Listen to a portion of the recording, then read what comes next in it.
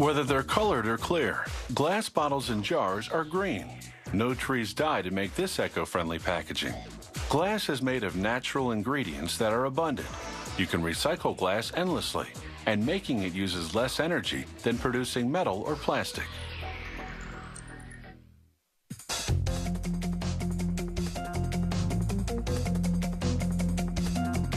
The recipe for glass combines about a half a dozen natural raw materials, but the main ones are silica sand, soda ash, and limestone. Silica sand usually makes up about 45% of the batch. The soda ash helps melt the silica evenly. It comprises about 15%.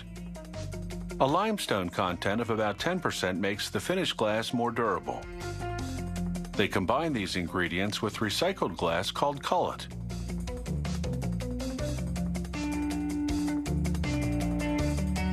The factory's equipment feeds precise amounts of the materials into a furnace. Over a full day, the fiery heat, 2,730 degrees Fahrenheit, melts everything together, producing a gooey liquid that's the consistency of honey. The molten glass pours out of the furnace. Shears cut the flow at precise intervals to produce cylindrical gobs. Each gob is the exact amount required to make one bottle or jar. They drop to a device called the scoop. The scoop moves them to troughs that feed them to jar forming and bottle forming machines.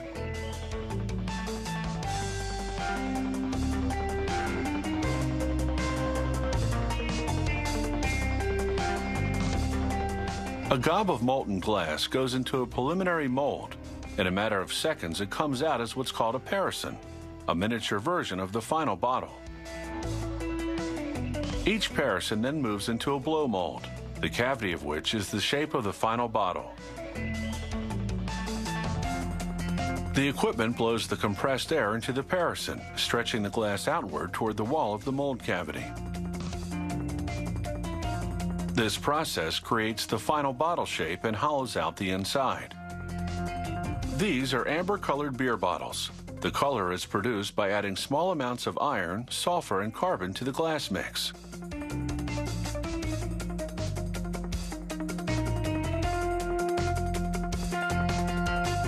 The factory uses a similar manufacturing process to produce other types of bottles and jars.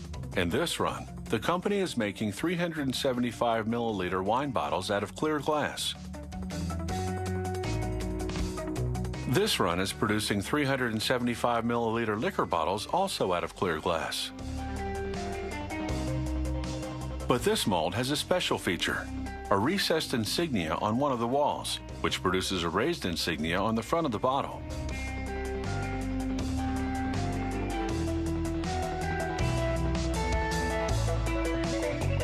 After the bottles leave the forming machine, they travel through flames. Otherwise, they would cool down too quickly and crack from thermal shock.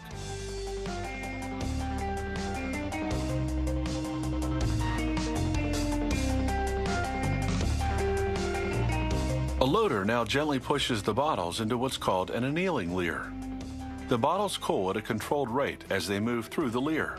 This releases stress from the glass gradually.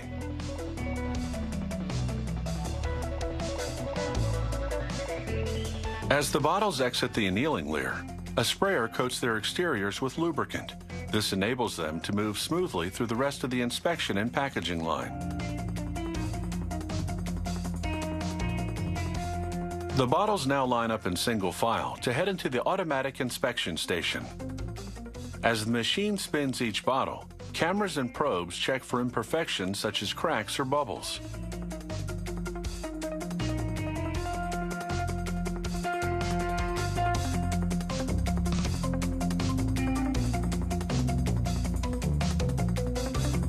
The inspection equipment then examines the top to check dimensions and ensure the threads for the screw cap are molded correctly.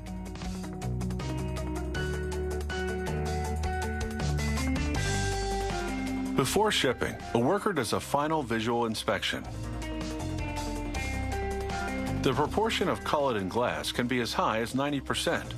Cullet melts at a lower temperature, so for every 10% of cullet in the mix, the factory uses up to 2.5% less energy to produce its glass. Now that's an incentive to recycle.